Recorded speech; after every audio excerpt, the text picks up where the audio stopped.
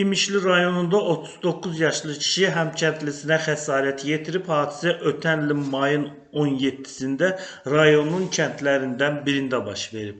1987-ci il təvəllüdlü Anar həmin gün saat 17:30-da kənd ərazisində həmkəndlisi Elməddin ilə mübahisə edib. Mübahisəyə səbəb Elməddinin Anarın haqqında yaşadığı kənd ərazisində narkotik vasitələrin qanunsuz dövriyyəsi ilə məşğul olması barədə həqiqətə uyğun olmayan məlumatlar yayması səbəbindən yaranıb.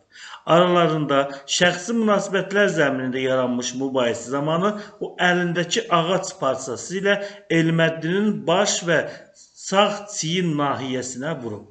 İş üzrə ifadə verən Anar ona elan olunmuş ittiham üzrə özünü təqsirli bilib. İfadəsində göstərib ki, Elməddin ilə bir neçə ildir aralarında mübahisəli vəziyyət var. Elməddin bir neçə il olar ki, qardaşım Xəlilə güya mənim narkotik əkdiyimi və satdığımı deyib. Qardaşım da məndən bu barədə soruşdu. Mən elə bir halın olmadığını dedim. Qardaşımdan bu sözü kimin dediyini soruşsam da o heç nə demədi. Eşitdiyini bildirdi deyə o ifadəsində göstərib. Anarın sözlərinə görə 2024-cü ilin dekabrın ayının ortalarında İmişli rayonunda təşkil edilən heyvan bazarında olarkən Elməddin ilə onun arasında mübahisə yaranıb. Elməddin mənə güya narkotik çəkdiyimi, əkdiyimi və satdığımı dedi. Həmin vaxt ona əhəmiyyət vermədim. Elməddin qardaşım Xəlilə də dediyini bildirdi. Həmin vaxt Xəlilə bu barədə yalan məlumat verən şəxsin Elməddin olmasını bildim. Bundan bir neçə ay sonra motosikletlə evə tərəf getdim. Elməddini də yolda fermasından çıxan gördüm. Elməddini motosikletə mindirdim və birlikdə onun evinə tərəf gəldik. Həmin vaxt Elməddin nə üçün belə bir söz danışmasını, niyyətini kimə nə eşitdirmək olduğunu dedim. Elməddin də eşitdiyini söylədi. Bunu kimin deməsini, yaxud əl çəkməyəcəyimi dedim. Bunun üstündə aramızda mübahisə yarandı. Mübahisə zamanı o məni döydü. Mən də özümü müdafiə etmək üçün Elməddinə əl-qol atdım. Ona nə qədər məni buraxması üçün qaşqırdım, amma buraxmadı. Məni döyməyə davam etdi, deyə təqsirləndirilən şəxs ifadəsində göstərib. Təqsirləndirilən şəxs deyib ki, 2025-ci ilin mayın 17-sində saat 17 radələrində İmişli rayonunun kəndində yolun kənarında qayını Adiflə söhbət edən zaman uzaqdan Elməddini həmkəndliləri Musa kişinin saxlatdırdığını və onun idarə etdiyi motosikletin yük yerinə oturduğunu görüb. Yanıma çatanda yerdən bir ağac parçası götürdüm və ona tərəf atdım.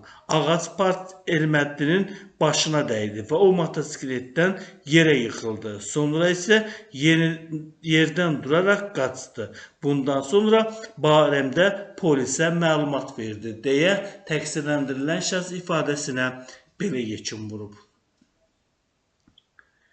İş üzrə zərər çəkmiş Elməddinin sözlərinə görə Anarın qardaşı Xəlil ilə qonşudur. Təxminən 2004-2005-ci illərdə Xəlil həyət qapısının qarşısından keçən su arxının su borusunu qoydurdu. Yolun enliyi isə çox ensiz oldu. Həmin yoldan keçməklə bəndə qalxmışıq. Mənim də təsərrüfatım olduğu üçün traktor vasitəsilə heyvanların zibillərini daşımışam. Həmin vaxt hava yağışlı və yer sürüşkən olub. Traktorla oradan keçən zaman traktorda olan heyvana məxsus zibillər su arxına töküldü. O vaxt Xəlil mənə su arxının içərisində təmizləməyimi dedi. Mən də hava yağışlı olduğu üçün bunun mümkün olmadığını dedim. Bunun üstündə aramızda mübahisə yarandı və Xəlil bir də bu yoldan keçə bilməyəcəyimi dedi. Mən də keçəcəyimi dedim. Qaydanda Xəlil üstümə tüfənglə gəldi və havaya atəş açdı. Buna görə Xəlil barəsində polisə məlumat verdim. Bununla bağlı araşdırma aparıldı. Sonda şikayətimi geri götürdüm. Hazırda da Xəlillə münasibətlərim yaxşıdır. Heç bir ədavətim və ya düşmənçiliyim olmayıb. Lakin Xəlilin qardaşı Anar mənimlə buna görə ədavət saxlayır, buna görə də tez-tez mənimlə mübahisə edir, deyə Elməddin ifadəsində göstərib. Elməddin qeyd edib ki, 2024-cü ilin dekabr ayının ortalarında İmişli rayonunun kəndində təşkil edilən heyvan bazarında Anar üstümə gələrək mənimlə mübahisə etdi. Güya kənddə onun narkotik əkdiyini, satdığını deməyimi, həmçinin qardaşının o vaxt polisə verməyimi bildirdi. Buna görə də aramızda mübahisə yarandı. Həmin vaxtdan sonra kənddə yerləşən fermada olan zaman Anar oraya gəldi və yenə də orada mənimlə mübahisə etdi. Mən onu başa saldım və oradan uzaqlaşdırdım.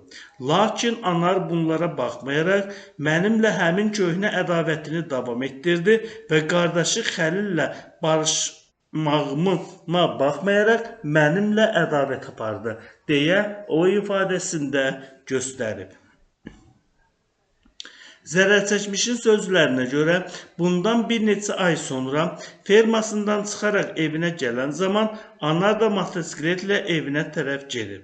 Mən də motosikletə götürdü. Birlikdə evimə tərəf gəldik. Çatanda motosikletdən düşən zaman məni qəfil yumruqla vurdu. Mən Anarın vurmasını gözləməmişəm. Məni qəfil vurdu. Bundan sonra polisə şikayət etdim. Lakin şikayət verdikdən az sonra Anarın ailəsi gələrək məndən xahiş etdikdən sonra şikayətimi geri götürdüm, deyə təqsirləndirilən şəxs qeyd edib. Zərərçəkmiş qeyd edib ki, 2025-ci ilin may ayının əvvəllərində fermadan evinə gələn zaman Anarı görüb. Anar da məni gördü. Sonra evimə tərəf getdim. Tez də evdən çıxdım. O isə oradan uzaqlaşdı. Onu görmədim. Anarın məni vurmaq istədiyini fikirləşməmişəm. Bundan sonra ötən ilin mayın 17-sində saat 17 radələrində fermadan evimə tərəf gəldim.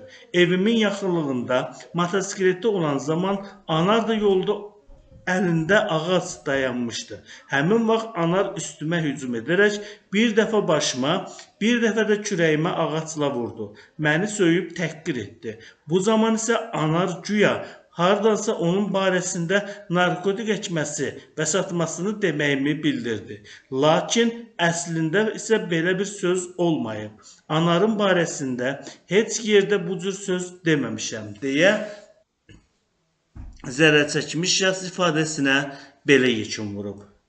İmişli rayon məhkəməsinin hökmü ilə təqsirləndirilən şəxsin barəsində Konstitusiya və Suverenlik ili münasibəti ilə amnistiya elan edilməsi haqqında Milli Məclisin 19 dekabr 2025-ci il tarixli qərarının 5.1-ci bəndi tətbiq edilib, o cinayət məsuliyyətindən azad edilib və cinayət təqibinə xitam verilib.